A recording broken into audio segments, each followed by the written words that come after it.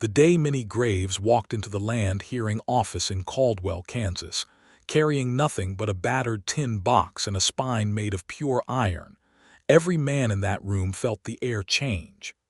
It was the autumn of 1879, and the grasslands of southern Kansas were turning amber and rust, beautiful as a lie and just as dangerous. The Kishom Trail had worn itself thin through those years, and the cattle barons had grown fat and slow and powerful, the kind of powerful that made judges nervous and widows invisible. Minnie Graves was 31 years old, 5 feet and 4 inches of dark hair and serious eyes, and she had been invisible for the better part of 3 months, ever since her husband Thomas had been thrown from his horse during a flash flood on the creek that ran along the northern boundary of their homestead.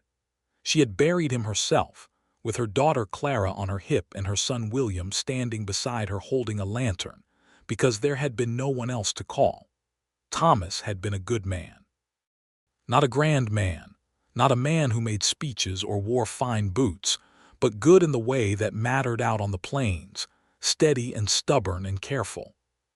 He had filed for their 160 acres under the Homestead Act 6 years prior, built the sod house with his own hands, broken the earth with his own back, and in those 6 years he had never missed a single improvement requirement. The land was theirs. It was supposed to be theirs. Harlan Doyle did not agree. Harlan Doyle was the kind of man the West made too many of, broad-shouldered and thin-souled, with the money to hire lawyers and the ambition to use them. He owned the cattle operation that ran south of the Graves property, and he had wanted that northern acreage for 2 years because the creek that ran through it was the cleanest water source for 15 miles. When Thomas was alive, Doyle had offered to buy the land twice and been turned away both times. With Thomas dead, he had apparently decided that the widow did not count, and he had filed a competing claim with the county land office, alleging that the Graves homestead had never been properly cultivated, and that Thomas Graves had abandoned the property before fulfilling the 5-year residency requirement. It was a lie so brazen and so deliberately constructed that it made Minnie's hands shake when she read the official notice. It made her shake for exactly 1 evening, sitting at the kitchen table with the oil lamp burning low and the children asleep, and then she stopped shaking and started thinking. She knew she had the letters. Thomas had been a man who wrote things down.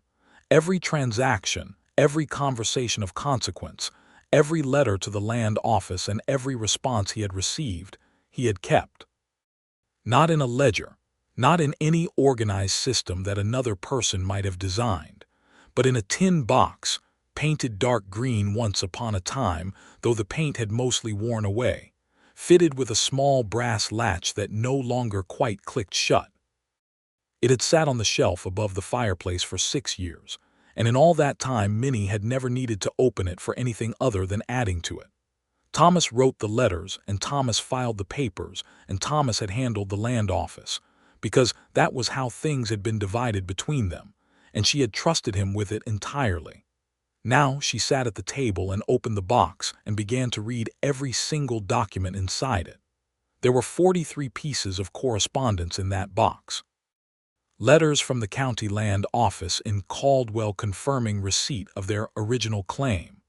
A copy of the original homestead filing, dated April of 1873. Annual inspection reports, each one signed by a land office representative, each one stating clearly that the property was being actively cultivated and occupied. A letter from the county assessor confirming that taxes had been paid in full for each of the 6 years. 3 letters from Harlan Doyle himself, offering to purchase the property and containing Thomas's written refusals, all of which Thomas had retained copies of.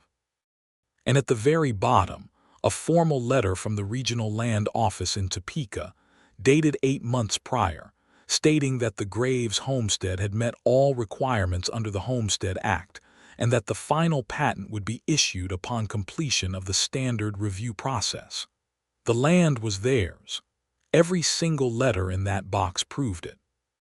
Minnie packed the tin box into the canvas bag she used for market trips, arranged with her neighbor Agnes Putnam to watch William and Clara for the day, and hitched up the mule cart before sunrise.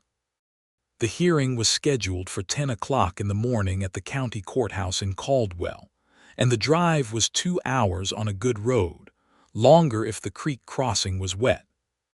She arrived in Caldwell at 9:30 with mud on her boots and dust on her coat, and she walked into that building like she owned it, which she very nearly did, because the only thing she had left in this world that was worth anything was the 160 acres of Kansas grassland that the men in this room were about to try to take from her.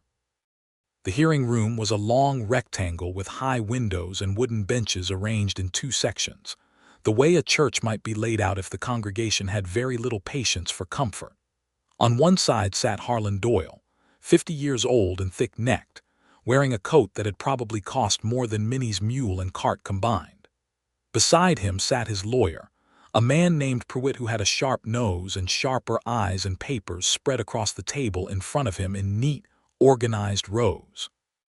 On the other side of the room, the citizens of Caldwell, who had nothing better to do on a Tuesday morning, had gathered to watch. There were perhaps 20 people on the benches, mostly men, a few women.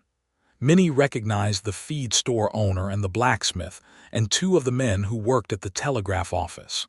They looked at her with a mixture of pity and curiosity, the way people look at someone who is walking into a fight they do not expect them to win.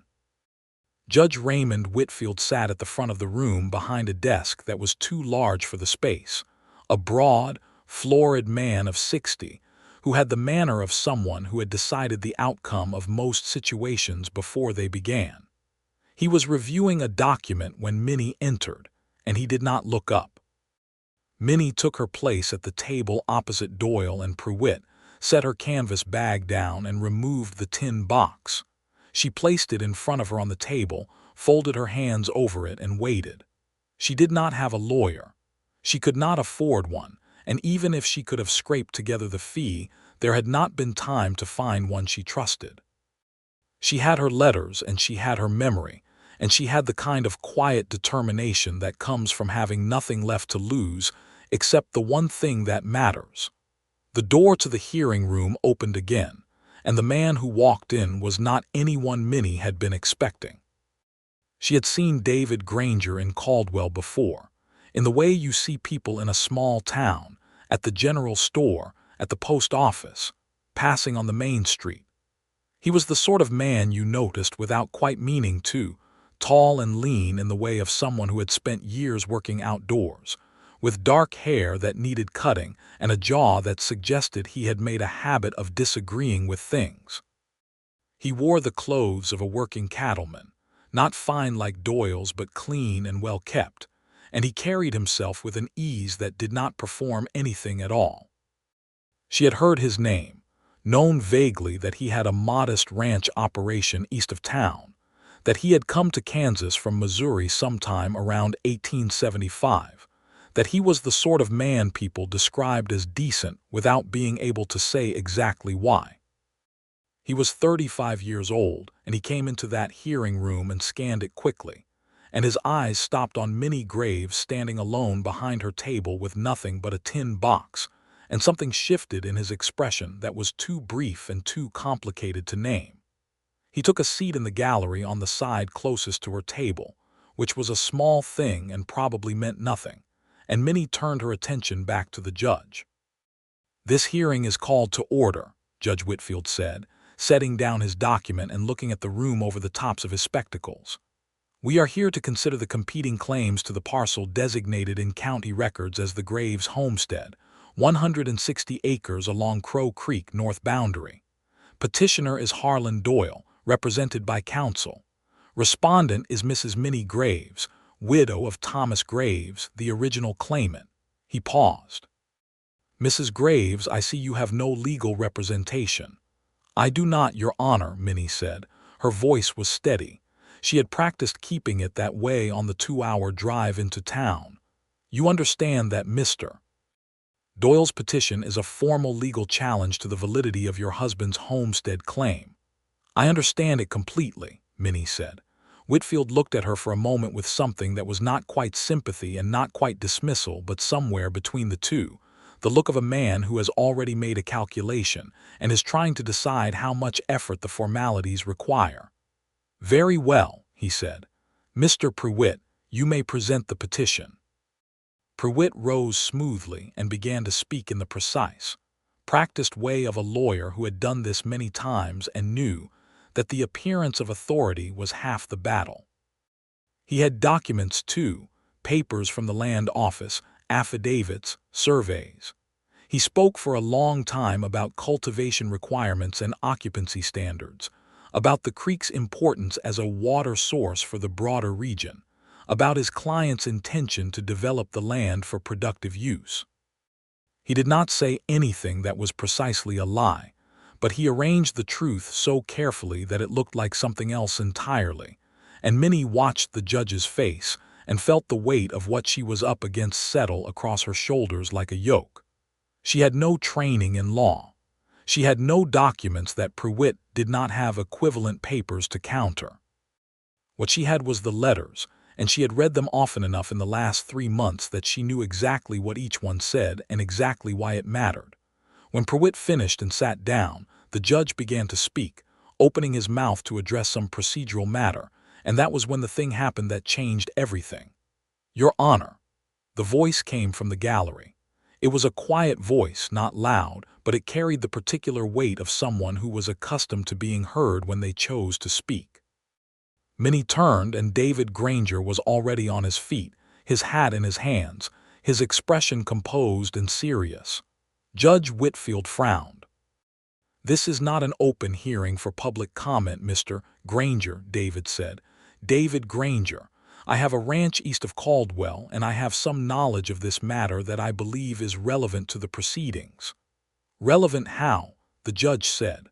"I was acquainted with Thomas Graves," David said. "And I believe Mrs. Graves has documents in her possession that establish the validity of this claim clearly enough that the petition before you today represents a significant misrepresentation of the record. I would ask the court's permission to assist Mrs. Graves in presenting those documents, since she finds herself without counsel, and the matter is being decided today." There was a silence.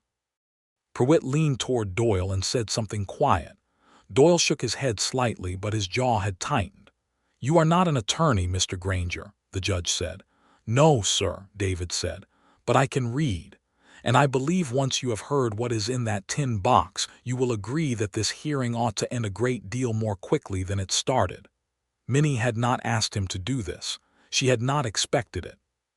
She had not expected anything from anyone today except a fight, and she was prepared for the fight alone. But David Granger was standing in that hearing room with his hat in his hands looking at her, with an expression that asked permission rather than assumed it. And something about that, the asking, the deference, the complete absence of condescension in it, made her throat tight in a way she had not anticipated. She nodded once. The judge exhaled slowly through his nose and looked at the ceiling for a moment, as though consulting some higher authority about the peculiarity of the situation he found himself in. "Very well," he said. "Mrs. Graves, do you accept Mr. Granger's assistance in presenting your case?" "I do," Minnie said. David came forward and took the empty chair beside her at the table. He sat down, placed his hat on the table, and looked at the tin box. Then he looked at her. Up close, his eyes were a very dark shade of brown, almost black, and they were focused and unhurried, and she had the strange, dislocating impression that this man had assessed the full weight of this situation and had not flinched from any part of it. "May I?" he said, meaning the box. She unlatched the lid and pushed it toward him. He began to read. He did not skim. He did not glance and summarize. He read every single letter in that tin box, thoroughly and in order, and as he read, he began to arrange them, separating them into groups with the careful logic of someone building an argument from the ground up. It took time, and the room was very quiet. Harlan Doyle shifted in his chair. Pruitt tapped his pen against his papers. Judge Whitfield watched with the expression of a man who had planned to be done with this by noon and was revising his expectations. Minnie watched David's hands move through the letters, careful and deliberate, and she was aware of a feeling she had not felt in a long time and was not at all prepared to feel right now, the feeling of not being alone. It was such a specific sensation, to sit beside someone who was holding the most important thing in your world with care, that it knocked the breath out of her slightly, and she had to look at her own hands and collect herself. "Your Honor," David said, when he had read the last letter and set it down precisely, "I would like to enter into evidence 43 documents from this tin box which I will present in order." Pruitt was on his feet. "Objection, Your Honor. These documents have not been verified." "They are original documents," David said, his voice still quiet, still even, "several of which bear the official seal of the Caldwell County Land Office and the signature of your own county recorder. One of them is a letter from the Regional Land Office in Topeka, stating clearly that this homestead had met all requirements for final patent. Another is a letter from the county assessor confirming 6 years of paid taxes. 3 more are letters in Harlan Doyle's own hand, offering to purchase this property from Thomas Graves, which rather contradicts the allegation that the land was abandoned or improperly cultivated, since a man does not offer to purchase land he believes is already legally available." The room was very quiet. Pruitt's face had gone tight around the mouth. Doyle's had gone a different kind of still, the stillness of a man who has just realized that the cards he was holding are not, in fact, the best cards at the table. David continued. He laid each letter out in front of the judge, one at a time, reading the relevant passage aloud and stating its significance plainly and without flourish. His voice was measured and clear. He did not perform anything. He simply told the truth that was already in those letters, and the truth, once laid out in full in that order, was overwhelming. Judge Whitfield read the Topeka letter twice. He held the county assessor's letter for a long time. He picked up one of Doyle's own purchase offers and put it down again with an expression that had shifted from impatient neutrality into something considerably less comfortable. "Mr. Pruitt," the judge said after a long pause, "do you have anything to say to the substance of these documents?" Pruitt stood. He tried several things. He questioned the dating of 2 letters. He suggested that the cultivation standards might be interpreted differently. He cited a procedural argument about the residency requirement that was technically creative, but failed the basic test of plausibility when placed against the annual inspection reports. He was good at his job, and he worked hard, and none of it was enough, because the letters were what they were, and the truth was what it was, and 43 pieces of paper do not lie by committee. When Pruitt sat down, Judge Whitfield removed his spectacles and rubbed the bridge of his nose. "The petition of Harlan Doyle is denied," he said. "The homestead claim of Thomas Graves, now held by his widow Minnie Graves, is valid under the terms of the Homestead Act and shall proceed to final patent upon the completion of the standard administrative process. Mrs. Graves, this court recognizes your full legal right to the property in question. Court is adjourned." Minnie did not move for a moment. She sat very still, with the sound of the gavel filling the room and then fading, and the feeling that moved through her was not triumph, not exactly, but something older and more exhausted than triumph. The feeling of having carried something extremely heavy for an extremely long distance and being allowed, at last, to set it down. She became aware that her hands were shaking. She pressed them flat against the table. Beside her, David was returning the letters to the tin box, handling each one with the same careful deliberateness with which he had removed them. He closed the lid and pushed the box back to her side of the table. He did not say anything. He did not make any gesture of congratulation or self-congratulation. He simply made sure the box was hers, and then sat quietly while the room began to stir around them. Harlan Doyle left without speaking. Pruitt gathered his papers with clipped efficiency and followed. The gallery emptied with the particular speed of people who had seen everything they came to see and had farms to return to. The judge was already reviewing something else. Minnie looked at David Granger. "I don't know what you were doing in that hearing room," she said. "I had business at the courthouse," he said. "Tax matter, unrelated. You didn't have to do what you did." He looked at her then directly with those dark, unhurried eyes. "I could not," he said, which was not quite a full explanation, and they both knew it. Minnie put the tin box into her canvas bag and stood, and David stood at the same time, and they were very close for a moment in the narrow space beside the table, close enough that she could see the particular quality of the afternoon light on his face, the way the dust of a morning's riding had settled across his shoulders, the small scar above his left eyebrow that she found herself noticing and had no business noticing at all. "Thank you," she said, genuinely. "You may have just saved everything I have left." "It was already yours," he said. "I just made sure the room could see it."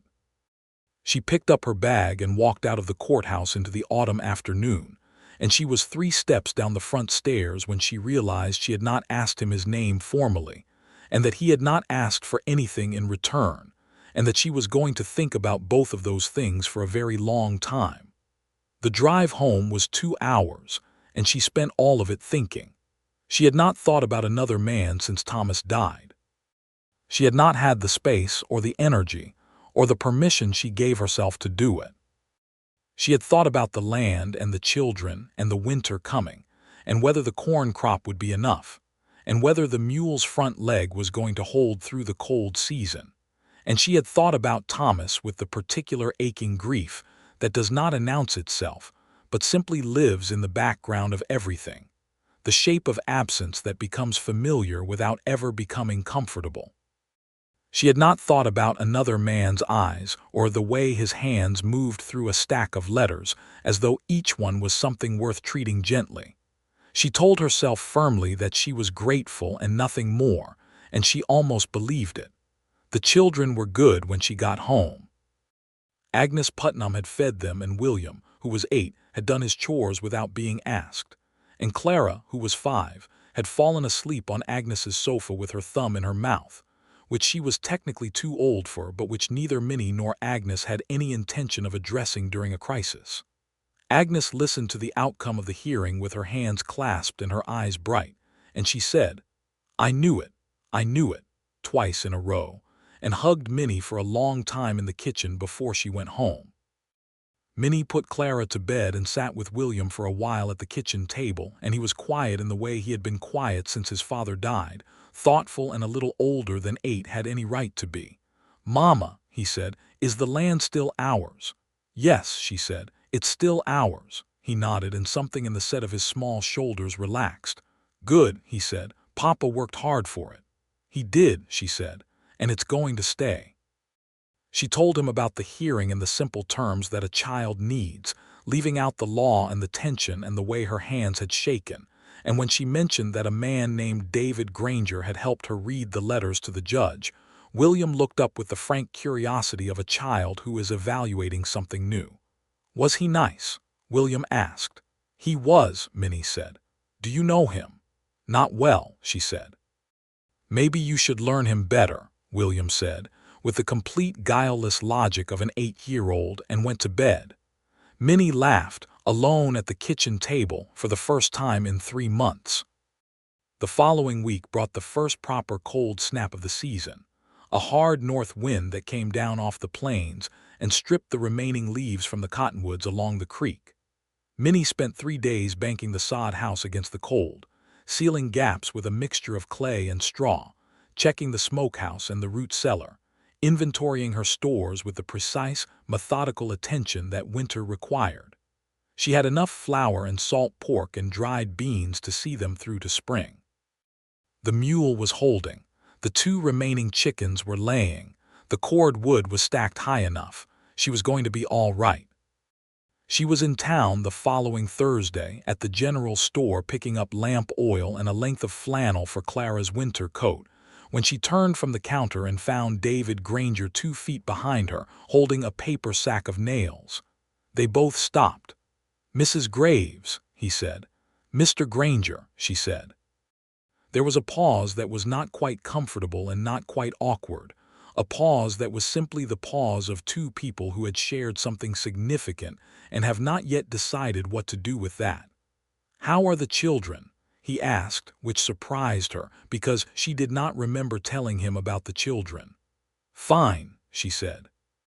"Clara is 5 and will not stop asking questions about absolutely everything. William is 8 and has decided he is the man of the house, which I find equal parts touching and inconvenient." Something warm moved across his face. "Smart boy," he said. "He is," she said. "He told me I should learn you better." It was out of her mouth before she had quite decided to say it, and she felt the heat rise in her face, and David Granger looked at her with the particular expression of a man trying not to smile and losing the effort. "He sounds very wise," David said. "He is 8, she said. "He has no capacity for subtlety." "Maybe subtlety is overrated." She looked at him for a moment, steady and direct, because she was not a woman who hid behind sideways glances.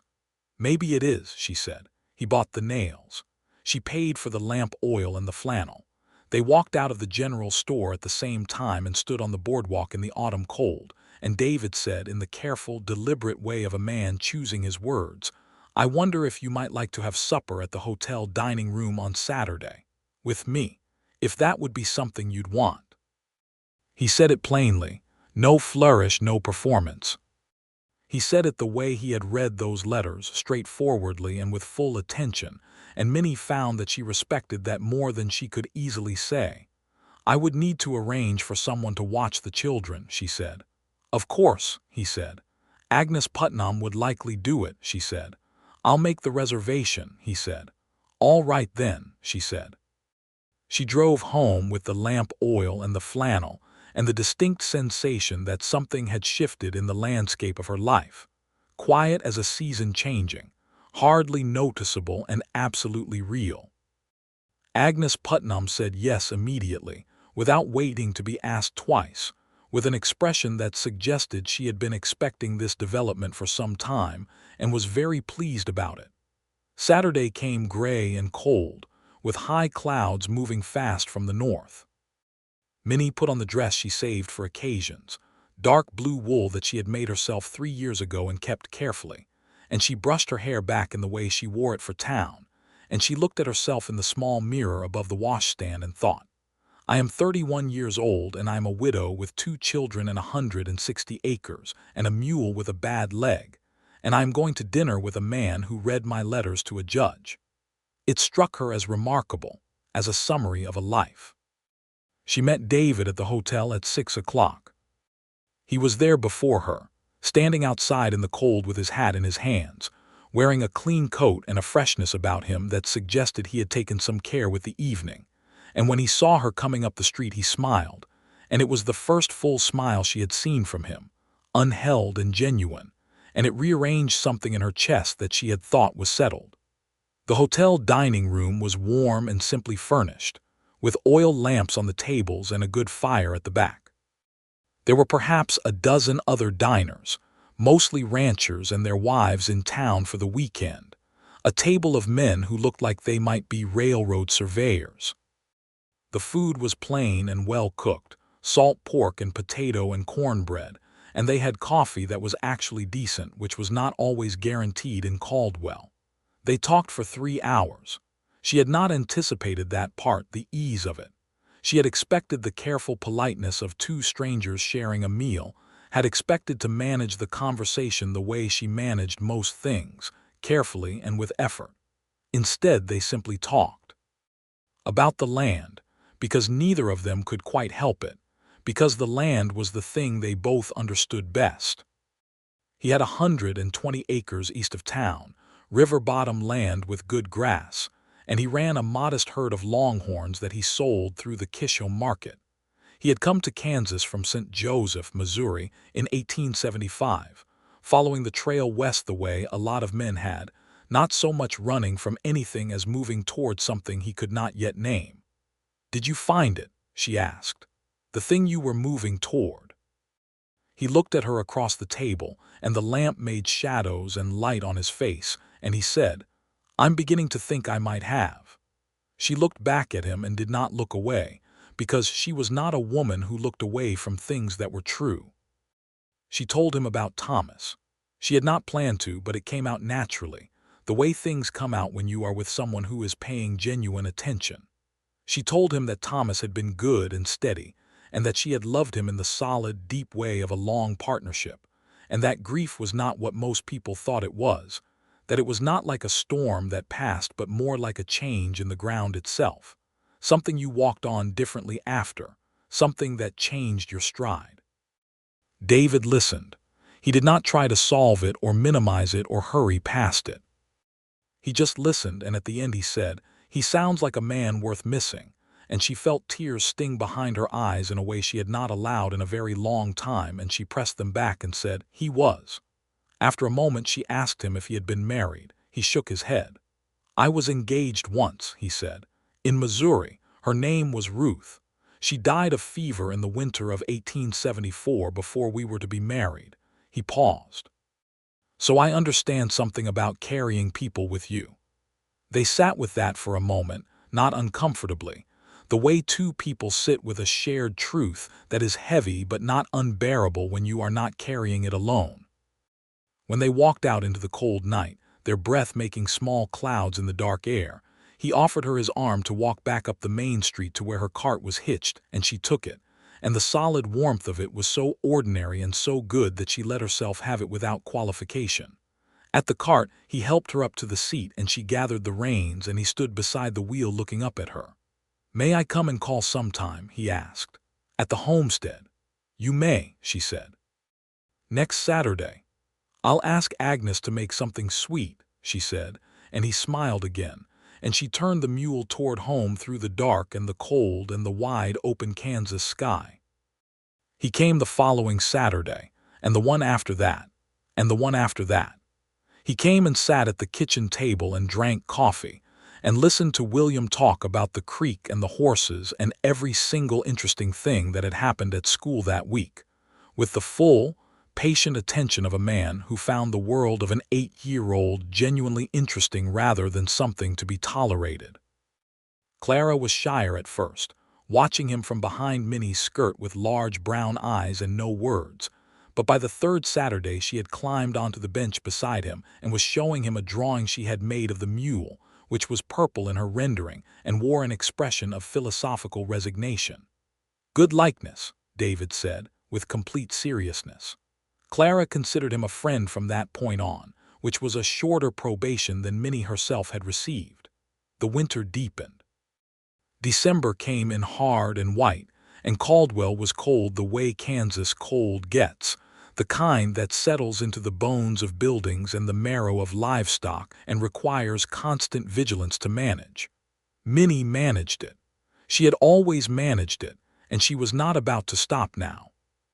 But David came on Saturdays without fail, and sometimes he came on Wednesdays too, not to court exactly but to help, in the way a man helps when he has decided that the welfare of a particular household matters to him, and he is not going to pretend otherwise. He fixed the gap in the corner of the sod house that she had not quite gotten sealed properly, and she fed him dinner in return. He brought 2 loads of cord wood from his ranch, cut from the cottonwoods along his river bottom, and she thanked him and did not argue about the gift, because she was a practical woman and the wood was real. He checked the mule's leg and said he knew a man in Caldwell who was good with horses, and she said she would appreciate the introduction, and he brought the man out the following week, and the mule's leg was treated and improved, which Minnie considered one of the more concrete acts of affection she had ever received.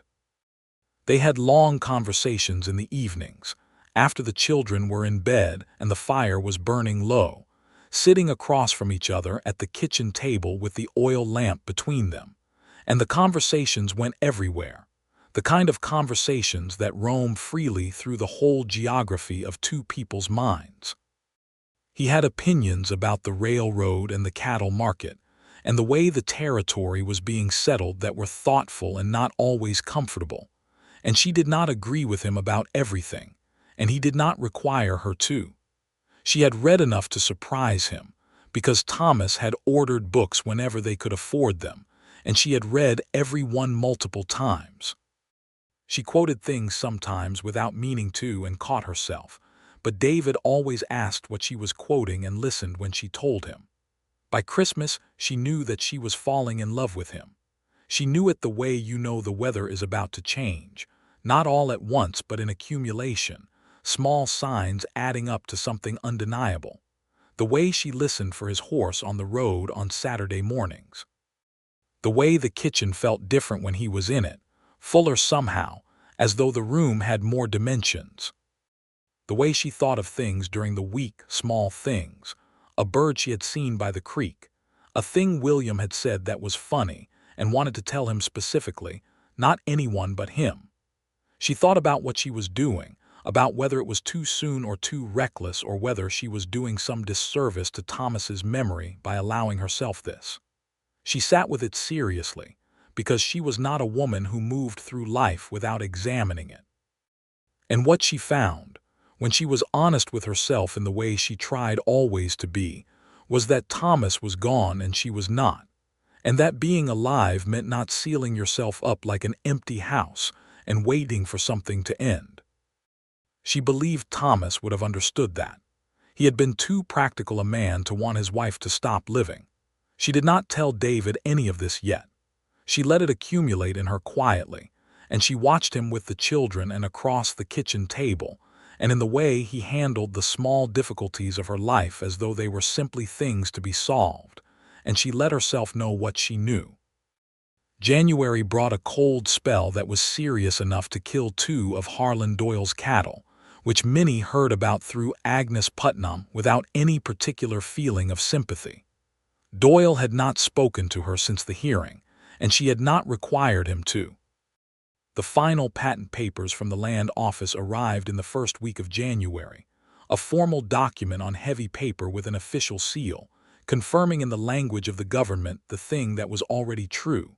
The land was hers. She put the patent papers in the tin box beside all of Thomas's letters, and she placed the box on the shelf above the fireplace, and she felt something settle into place that had been unstable since August. David was there when the papers arrived. He had come for his Saturday visit, and she was at the table reading the patent document when he knocked on the door, and she let him in and handed it to him without a word, and he read it standing by the door with his coat still on, and when he looked up his expression was the kind of warm and quiet that she had come to understand was how he showed the things he felt most deeply. "There it is," he said. "There it is," she said. He stayed for supper, and afterward when the children were in bed they sat by the fire, and she told him about the day she had received the notice of Doyle's competing claim, how she had sat at this same table in September and shaken with anger for exactly one evening and then stopped shaking. He listened to the whole thing. "Were you afraid?" he asked. "Terrified," she said, "but I had found the letters." "You would have won it without me," he said. "You knew what those letters said." "I might have," she said. "But you made it impossible for the judge to look away. You laid each one out in order and you did not give him the space to be lazy about it. That mattered." He looked into the fire. "I walked into that hearing room and saw you standing there alone with that tin box," he said, "and he stopped." "What?" she said. He turned and looked at her. "It made me angry," he said. "The whole arrangement of it. One woman with a tin box full of proof and a room full of men who were prepared to ignore it because it was more convenient than looking at the truth. I couldn't sit there and watch that happen." "You had never spoken to me," she said. "You didn't know me." "I knew enough," he said. "I knew Thomas Graves was a good man who filed a proper claim and worked that land honestly. I knew Doyle for what he was. I knew," he paused again, and something in his expression was more open than she had ever seen it. "I knew you had come in there alone and you were not flinching, and I thought that was one of the most remarkable things I'd ever seen." The fire crackled between them. The wind was very quiet outside. "David," she said. "Minnie," he said.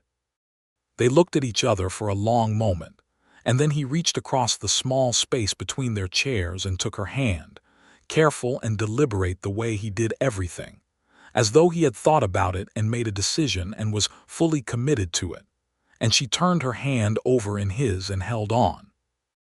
They sat like that for a long time, her hand in his, the fire burning down, the winter wind outside quiet and cold and distant, and it was one of the most peaceful things she had ever felt. February, and the cold broke slightly, not warm yet, not spring, but the particular easing of late winter that makes the light look different even when the temperature has hardly changed. David's visits had evolved without either of them formally announcing it, the way real things evolve, gradually and without drama. He came more frequently, and stayed later, and the boundary between visiting and belonging had become something that required less and less maintenance. He brought Minnie a book from the general store on one of his visits, a novel he had heard her mention wanting to read, and she held it for a moment with the particular feeling of being known that is one of the quieter forms of love, and she looked up at him and said, "You remembered." "I remember most things you tell me," he said simply. She kissed him on the cheek then, swift and light, not exactly planned, and he went very still for a moment, and then he turned his face toward her, and she was aware of how close they were and how entirely, honestly happy she was in this moment, and he said her name, just her name, quietly. "I think," she said, "that I am in love with you." He exhaled, and it was the exhale of someone who has been holding a breath for a considerable time and has finally been given permission to release it. "I have been trying very hard," he said, "not to say that first because I did not want to rush you." "How long have you been trying?" she asked. "Since the hearing," he said.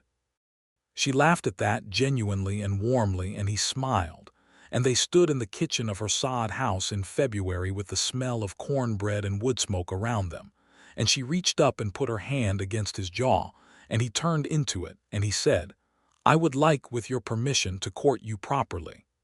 "You have been courting me for months," she said. "Officially," he said. "Then officially," she said. "Yes." Spring came to the Kansas grasslands with the force of a resurrection, green coming up through the dead grass like a tide, the creek running full and quick and silver, the cottonwoods leafing out in pale gold green that made the air along the waterway look soft.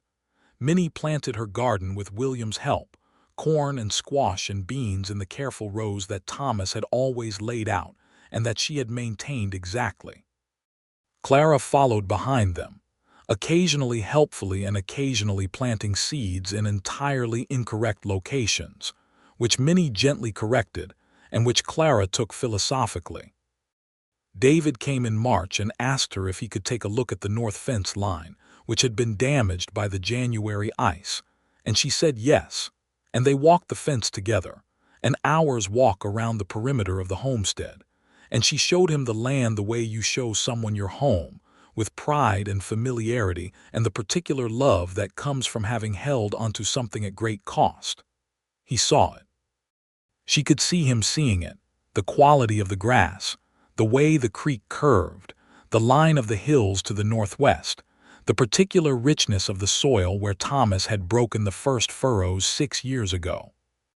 He asked intelligent questions and listened to the answers with full attention, and at one point they stood together at the edge of the creek and watched the water move, and she was aware with a quiet certainty that this man understood why she had stood in that courthouse and refused to be moved. "It's a beautiful piece of land," he said. "It's my piece of land," she said. "It is," he said, with a warmth in his voice that meant he was not just agreeing about property.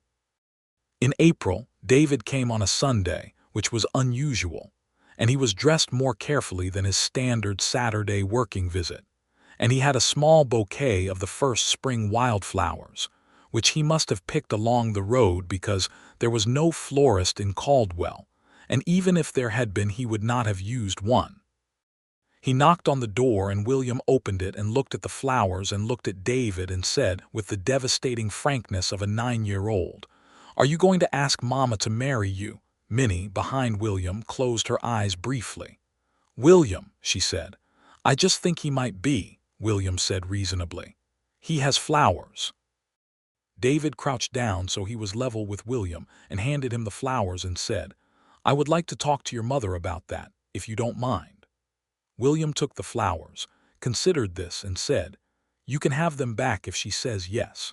Then he went and got Clara, and they both went outside to look at the creek with the highly diplomatic consideration of children who have been asked to vacate a room without being told so explicitly. Minnie stood in the kitchen and looked at David, and he straightened up and came in and closed the door, and he looked at her with that direct, unhurried way of his that she had come to love so entirely. "I know it has not been very long," he said. "I know you have been a widow less than a year. I know you have the land and the children and a life you built with someone else, and I am not asking you to set any of that aside. I am asking if you would be willing to let me be part of it." He paused. "I love you," he said, "not as something that happened to me or surprised me, as something I chose clearly and with full knowledge of what I was choosing. I would like to marry you if you'll have me." Minnie looked at him for a long, quiet moment. She thought about Thomas, and she thought about the hearing, and she thought about all the Saturdays at the kitchen table and the book he had brought her, and the way he held Clara's drawings with absolute seriousness, and the fact that he had stood up in a room full of people and refused to let her be invisible. "I love you too," she said. "And yes." He crossed the room in 2 steps, and she took his face in her hands and kissed him properly, which was the first time they had kissed on the mouth, and was therefore a significant occasion and treated as such. And it was warm and certain and entirely right. William, who had apparently been watching through the window with absolutely no shame, could be heard outside saying to Clara, "She said yes, he can have the flowers back." They were married in June of 1880 on the land, because Minnie said she wanted to be married where she lived and not somewhere else, and David agreed immediately. Agnes Putnam organized a small ceremony with the efficiency of someone who had been planning it in her head for months, which she admitted cheerfully when asked. The preacher came out from Caldwell, and the neighbors came, and it was simple and warm and full of the good noise of people who were genuinely glad about a thing. William stood up as David's witness, at his own solemn request, wearing a suit he had outgrown slightly, and holding himself with the gravity of someone performing an important duty. Clara was the flower girl, or intended to be, but became distracted partway through by a grasshopper and had to be steered back to the proceedings by Agnes, which made everyone laugh, which Minnie thought was probably the right tone for a wedding anyway. David said his vows in the same way he said everything, directly and with full attention, his eyes on her face, his voice steady, and Minnie said hers the same way, and they were both crying slightly by the end, which neither of them had expected and neither of them minded. Agnes had baked a cake. The summer was good. David brought his cattle operation over to the Graves homestead, expanding onto the property with the kind of gradual, organic logic that felt less like a business decision and more like a natural consequence of 2 lives merging. The combined acreage and the creek water made the ranch viable in a way that his smaller eastern operation had never quite been, and within a year they had increased the herd and added a proper barn, built together with the help of neighbors who came for 2 weeks in August, and raised the frame in 3 days with the communal energy of people who understood that their neighbor's success was connected to their own. David was good at this, Minnie discovered, at the building of things.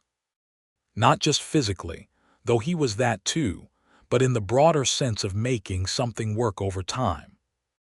He had a steadiness that the land and the children and the household seemed to recognize and settle around. He was not Thomas, and he did not try to be, and that was important. He was David, with his own particular ways and his own particular quality of attention, and the children came to love him with the uncomplicated wholeness of children who have been given enough time and security to trust something new. William, who had adopted a fierce protective seriousness in the months after his father died, gradually relaxed into something younger and lighter.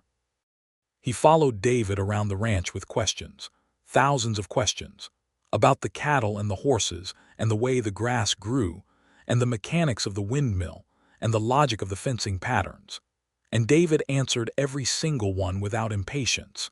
And between the questions, they worked alongside each other in a quiet companionship that Minnie watched sometimes from the kitchen window with a fullness in her chest that she thought might simply be the physical feeling of gratitude. Clara called David Papa David by autumn, unprompted and without ceremony, one morning at breakfast when she wanted him to pass the butter. And nobody made a fuss of it because that seemed like the right response, and it stuck.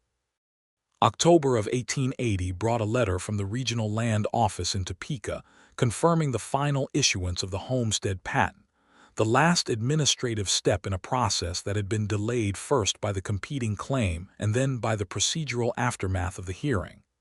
David drove to Caldwell to collect it from the post office, and when he brought it home and handed it to Minnie, she read it at the kitchen table and said, "It's done.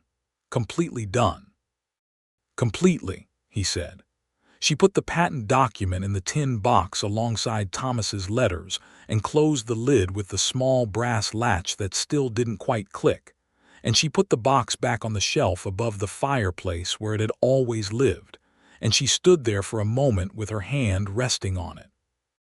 David came and stood beside her, and she leaned against him, and he put his arm around her, and they stood in front of the fireplace in the house that Thomas had built out of the Kansas earth. And the tin box sat on the shelf above them with everything in it that had mattered, and everything outside the windows was theirs. She told him that same evening that she was expecting a child, his child. She had known for several weeks and had been waiting for the right moment, which this felt like, the completion of one thing and the beginning of another. He looked at her for a long moment with an expression that she could not fully read, and then he pulled her close and held on with a kind of fierce tenderness that told her everything she needed to know about how he felt about it. "A baby," he said. "In the spring," she said. "A baby," he said again, softer, and she could feel him smiling against her hair. William reacted with the careful thoughtfulness of a nearly 10-year-old who was trying to determine how to place this new information in the structure of his world, and arrived within a day or two at the conclusion that being a big brother again was probably a good thing, and that he was prepared to be very responsible about it. Clara had no such deliberation, and announced immediately that the baby would be named Beautiful, which everyone acknowledged as a charming suggestion, while quietly agreeing among themselves to go a different direction. The winter of 1880 to 1881 was easier than the previous one, not because it was less cold. It was colder, if anything, but because the house had been improved and the stores were better, and there were more hands to manage the things that needed managing. David took the early morning chores when Minnie's pregnancy made the cold harder to work in, without comment and without making her feel diminished by it, which she appreciated more than she told him, though she thought he knew. They spent the long winter evenings reading together, or talking, or sitting in companionable silence that had the particular quality of two people who have nothing left to prove to each other.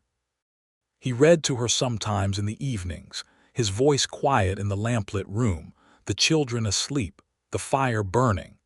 She fell asleep sometimes before the chapter was done and woke to find him still reading, not stopping on her account, and she thought this was one of the most loving things she had ever experienced.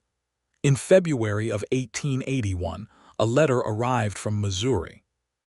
David's younger brother, James Granger, wrote to say that he was thinking of coming west, that the farming had been poor and the prospects limited, and he wondered if there might be opportunity in Kansas. David read the letter at breakfast and set it down and looked at Minnie. "What do you think?" He said, because that was how he made decisions. "Write him back," she said. "There's good land east of Caldwell. Tell him what the market looks like." He wrote back that same evening, and James arrived in April, a younger, lighter version of David with less weathering and more jokes, and took to the Kansas plains with the enthusiasm of someone who has been waiting for the right geography his whole life. He settled east of Caldwell on his own claim and came to Sunday dinners regularly, and Clara adored him completely, which he handled with a flustered good nature that David found very funny. The baby came in late April of 1881, in the way that babies come in farmhouses, with a great deal of noise and effort, and the steady presence of Agnes Putnam, who had apparently also been a midwife in addition to everything else she was, because Agnes Putnam contained multitudes.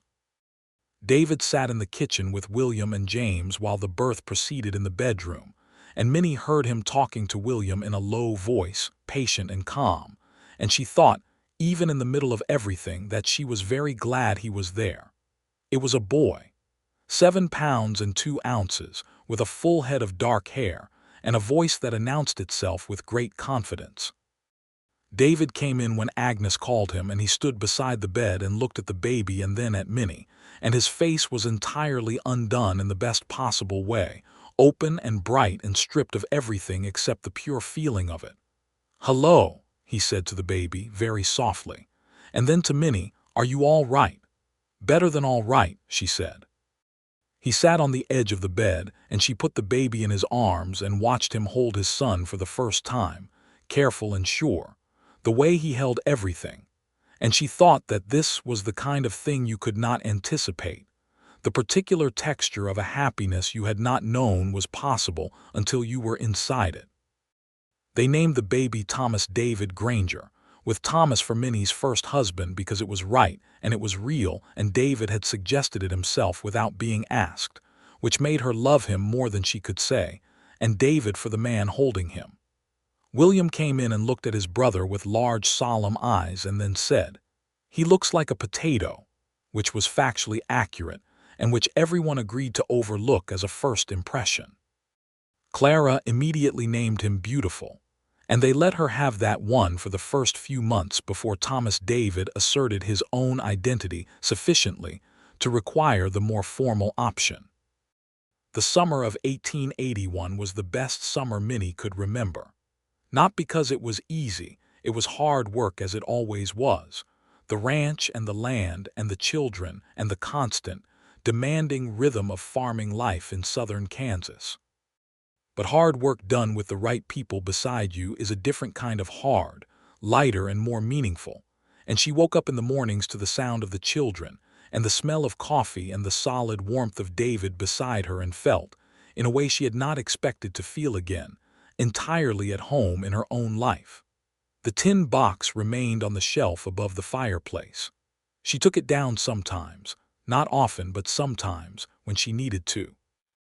In the evenings when the mood was reflective and the children were in bed and the fire was quiet, she would take it down and open it and sit with the letters inside, Thomas's letters and the land documents and the patent paper, all of it together in the same small battered box. David would look at her doing this and say nothing, because he understood that there were things you held onto not because you were stuck, but because they were part of the truth of who you were, and the truth of a life is not diminished by adding to it. One evening in the fall of 1881, she was sitting with the box open in her lap, reading Thomas's first letter to the land office, the one that had started everything, when David came and sat beside her and looked at the letters with her. "Tell me about him," he said. "Tell me something he did that I would have liked." She thought about it. "He could read the weather," she said, "better than anyone I have known. He could look at the sky in the morning and tell you within an hour what it was going to do by afternoon. It saved the crops twice." "That's a useful thing," David said. "He taught William," she said. "William reads the sky the same way now. You've probably noticed." "I have," David said. "I thought it was his own thing." "It was Thomas's thing first," she said. David nodded, and there was nothing complicated in his expression, only a genuine and uncrowded acknowledgement of the man who had loved Minnie first and worked this land first and built the house they were sitting in. "I'm glad he built something worth holding on to," David said. "So am I," she said. She closed the box and put it back on the shelf, and David reached over and took her hand. And outside the windows the Kansas autumn was turning amber and gold, and the creek was running quiet, and the horses were still in the barn, and everything was, in this moment, and by every measure that counted, exactly as it should be. In the winter of 1882, Harlan Doyle sold his cattle operation and left Caldwell. Minnie heard about it through the general store gossip, through Agnes Putnam, who heard it from the blacksmith, who heard it from the bank clerk. Doyle had overextended himself after several poor seasons, and the bank had called in his loans and he had gone. Some said to Colorado, some said to Oklahoma Territory, some said further. He took his lawyers with him, metaphorically speaking, and nobody in Caldwell seemed to spend very long mourning his departure. Minnie's only reaction was a small, private satisfaction that she allowed herself for approximately 5 minutes, and then set aside, because Doyle was no longer part of the story she was living, and she saw no reason to give him any more space than that. Spring of 1882 arrived, and Thomas David, who they were calling Tom by now with the natural abbreviation of family life, was walking, a fact he demonstrated with enormous personal satisfaction and absolutely no caution whatsoever. He moved through the kitchen and the yard like a small, determined force of nature, and Clara shadowed him with a proprietary affection that made Minnie think she was going to be a very good big sister in the complex, slightly bossing way of the eldest. William, at 10, had started helping David with the cattle work in the afternoons after school, real work and not just following, and there was a quality in the relationship between the two of them that Minnie watched with a deep and undivided gratitude. Not the relationship of a boy and a stepfather, but something more straightforward and more durable than that. Two people who had decided they liked and trusted each other. James Granger's claim east of town was going well. He had planted corn and sorghum and was talking about adding sheep, which David said would be fine if he wanted the neighbors to talk about him, and James said the neighbors could mind their own, and they had this argument happily every time James came for Sunday dinner. He had also, in the course of the preceding year, become quite attentive to the schoolteacher in Caldwell, a young woman named Helen who had come from Ohio and was sensible and warm and evidently not deterred by a man who kept sheep on general principle. Minnie liked Helen very much. "She's good for him," she told David, after a Sunday dinner in April where James had been uncharacteristically quiet and had looked at Helen too many times without meaning to. "He's hopeless," David said, but he said it affectionately. "You were not exactly composed yourself," Minnie reminded him, "before you asked me to dinner." He looked at her. "I was composed," he said. "You were holding those nails so tightly your knuckles were white," she said. He was quiet for a moment. "I was trying not to make a mess of it," he said. "You didn't," she said. He smiled, and she reached across the table and took his hand, and they sat in the kitchen in the spring afternoon with the sound of Tom toddling in the next room, and Clara singing something to her dolls and William outside with the horses, and the creek running full and silver and permanent just beyond the window. By the summer of 1882, James proposed to Helen, and the engagement was received with general celebration. Minnie helped Helen plan the wedding with the pleasure of someone who genuinely liked both parties and had enough recent experience with the enterprise to be practically useful. It was a cheerful, warm fall wedding at the church in Caldwell, and Minnie cried, which she did not entirely expect, and David handed her his handkerchief without comment, which she thought was a very good sign of a successful marriage. Tom said his first clear word in November of 1882, and it was not Mama or Papa but horse, which he announced with great satisfaction while pointing at the barn, and David said he had not been more proud of anything in his life, which Minnie thought was probably not true but which she found endearing. The following April of 1883, Minnie discovered she was expecting again. She told David over breakfast with the particular confidence of someone who has done this before and knows the landscape, and he received it with the same fierce, open joy he had shown the first time, undiminished and entirely genuine. This baby, the second child of their marriage and the fourth in the household, arrived in October of 1883 and was a girl. She was smaller than Tom had been, with Minnie's coloring and David's dark eyes, and she came into the world with a focused quietness that suggested she was paying close attention from the very first moment. They named her Ruth, for David's lost love in Missouri, because it was right and real, and Minnie had suggested it without prompting, and David had looked at her for a long, unspeaking moment before nodding, because some things are too full for quick words. Clara named her Beautiful. They let Clara have it this time. Beautiful Ruth Granger was a remarkably good baby, and Tom was an attentive if occasionally suffocating older brother, and Clara was the most devoted big sister in the history of the Graves Granger family. And William, 14 and serious, held her with the careful solemnity of someone who understood that small things were important and that he was trusted with this one. The winters and summers came and went in the good rhythm of a life properly established. The ranch grew steadily. The creek held. The land that Thomas had filed for and worked, and Minnie had fought for, and David had helped her keep, grew and flourished in the way that good land flourishes when it is cared for by people who understand that the earth asks to be treated as a partner rather than a possession. In the spring of 1885, William was 15 and learning the cattle business with a natural aptitude that David recognized and encouraged. He was a good rider and a careful thinker, and he had Thomas's ability to read the weather, which on the Kansas plains was a skill worth cultivating. He was also, in the way of 15-year-old boys, beginning to notice the world beyond the homestead with a wider and more curious attention, and Minnie watched this with the particular bittersweet feeling of a mother who knows that the growing outward is the whole point, and who misses the smaller version of the person anyway. She talked to David about it one evening in the spring, sitting on the porch in the warm dusk, with the creek and the meadowlarks and the wide Kansas sky turning gold above the grasslands. "He's going to want to go further," she said. "Not away, but further. He's going to want to see what else the world is." "He is," David said. "That's what we want for him," she said. "It is," he said.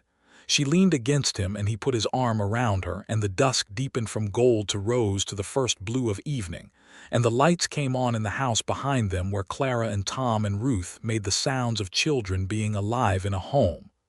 "We've built something good here," she said. "We have," he said. "We and Thomas both." She looked up at him at that, at the way he said it so naturally, Thomas included in the we of it, and she felt the fullness of everything she had, the land and the children and the man beside her, and the weight of all of it that was not burden but ballast, the kind of weight that keeps you steady. In the summer of 1885, Agnes Putnam's health began to decline.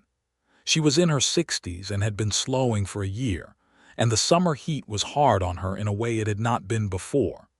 Minnie went to see her twice a week, bringing food from the kitchen and the children who Agnes had always loved in the straightforward way of someone who preferred direct expressions of affection to indirect ones. Clara read to her sometimes, in a young voice with total commitment to the story, and Agnes would close her eyes and listen with a smile that was all contentment. Agnes died in August of 1885, peacefully in her own house, with Minnie beside her. It was a grief that came without surprise and did not make it lighter, the loss of the woman who had been neighbor and friend and ally, and the person who had watched the children on the day of the hearing, and who had said, "I knew it," twice when the land was saved, and who had organized the wedding in the efficient style of someone who had been planning it for months. Minnie stood at Agnes's grave and held Ruth on her hip, and thought about all the women who held things together in the world and got insufficient notice for it, and she felt the absence of Agnes as a specific and irreplaceable shape. David stood beside her and held her hand and said nothing, because sometimes there is nothing to say that is worth saying, and the presence itself is the whole of what is needed. The autumn of 1885 was a time of settlement in Minnie's sense of things, not the settlement of grief, which takes its own time, but a broader kind. The ranch was established. The children were growing. The land was theirs in every legal and practical and emotional sense of the word. Minnie sat sometimes in the evenings and looked at the shape of her life and thought about the September morning in 1879, when she had climbed onto the mule cart before sunrise with a tin box and 2 hours of road between her and everything she had. She had not expected to find love in that hearing room. She had not gone there looking for anything except justice. But the thing about David Granger, the thing she had known since the first Saturday she watched him be careful with her letters, and careful with her children, and careful with the whole geography of her grief, was that he was the kind of person who showed you what love looked like by the way he moved through the world, not through declarations, but through the thousand small, careful choices of a person who has decided that someone else's welfare matters. One evening in October of 1885, she came into the kitchen and found David at the table with the tin box open in front of him. He had not gone through it without her before, and she stopped in the doorway for a moment, not intruding, just seeing. He was not reading. He was just looking at the contents of the box, at the neat stack of letters and the land documents and the patent paper at the bottom. His expression was quiet and serious, and contained something she recognized as the look of a man who is doing something close to praying, the acknowledgement of things that are larger than any single day. He heard her and looked up. "I hope that's all right," he said. "It's all right," she said. She came and sat down across from him, and together they looked into the tin box, at the history of everything that had brought them here. "This letter," she said, picking up Thomas's first land office filing, "was the start of all of it. He sent it in March of 1873 and came out and started breaking ground before the confirmation even arrived, because he said if you waited for permission from the government you'd wait forever." David smiled. "Sounds right." "And this one," she said, picking up the Topeka letter that had confirmed the homestead requirements were met, "is the one you read last in the hearing room. You read it out loud and the whole room went quiet." "The judge read it twice," David said. "He did," she said, "and Doyle went the color of old flour." They laughed, both of them, at the memory of it, and the laughter was warm and shared and contained none of the old fear because it was 5 years past and the land was theirs and had been theirs the whole time, and all the fear and fight of it had resolved into this, into two people sitting at a kitchen table laughing at a letter. She put the letters back in order, the way Thomas had kept them, and closed the lid with the brass latch that still didn't quite click. "We should get this latch fixed," she said. "We've been saying that for 5 years, David said. "Maybe it's fine the way it is," she said. She put the box back on the shelf, and David stood and came behind her and put his hands on her shoulders, and she leaned back against him. And outside the window the autumn evening was coming on fast and gold, the way it always did in Kansas, and the creek was running, and the horses were in the barn, and somewhere in the house Tom and Clara and Ruth were making the cheerful, argumentative noise of children who are entirely safe and entirely loved. William came in from outside, brushing hay off his coat, 16 now and tall in the way that Thomas had been tall, and he looked at the two of them standing together at the fireplace and said, in the completely unembarrassed way he had gotten from his father, "Supper soon. I'm starving." "20 minutes, Minnie said. He dropped into a chair and pulled off his boots, and David went to help with the stove, and Minnie stood at the shelf for a moment with her hand resting lightly on the tin box, on the brass latch that didn't quite click, on the collected paper history of a fight she had won and a life she had built, and a love she had not gone looking for and had found anyway. In a courthouse in Caldwell on an autumn morning in 1879, when a man with dark, unhurried eyes had picked up her letters and refused to let the room look away. She was 37 years old. She had 160 acres of Kansas grassland, and a creek that ran clean all year, and a barn that was solid, and a sod house that had been added to and improved until it was not quite the same house Thomas had built, but was more and better than it had been. She had 4 children, 2 of them Thomas's and 2 of them David's, and all of them hers in the deep and daily sense that matters most. She had James and Helen Granger for Sunday dinners and neighbors who came and worked beside them and knew their names. She had the memory of Agnes Putnam, which she kept carefully and brought out sometimes like the photographs you keep not in frames but in the interior of you, the ones you look at with the whole self. And she had David Granger, who had walked into a hearing room with nails in a paper sack, and changed the direction of everything with nothing more dramatic than a willingness to read every single letter in a battered tin box before the judge could speak. She turned from the shelf, and the lamp was warm on the table, and supper was almost ready, and Ruth was calling from the other room in the imperious way of 2-year-olds who have decided that patience is for other people. And Clara was answering with elder sisterly authority, and Tom was laughing at something, and David turned from the stove and looked at Minnie across the kitchen and smiled the full, real smile that she had first seen on the boardwalk in front of the general store on a cold November morning, and had been glad of every single day since. She smiled back.